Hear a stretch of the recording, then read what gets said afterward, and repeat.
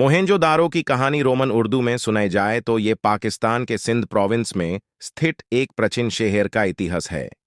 ये शहर सिंधु नादी के किनारे, जो आज के लरकना डिस्ट्रिक्ट में है, बसा था। मोहेंजोदारो एक प्राचीन हड़प्पन सभ्यता के हिस्से के रूप में प्रसिद्ध है और इसका इतिहास कुछ 4000 साल पहले तक जाता है।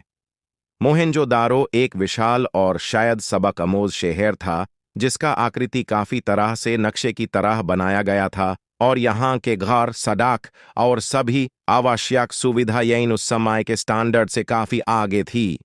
लोग यहाँ पर संपन्न व्यापार और नागरिक जीवन जीते थे।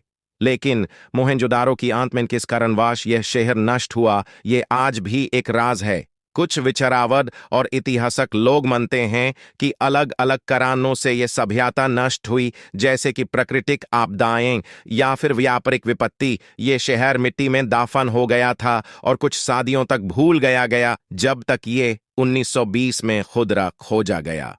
मोहेंजोदारो के अवशेष आज भी हैं, जो हमारे पास इस शहर की प्राचीन कहानी को समझने में मदद करते हैं।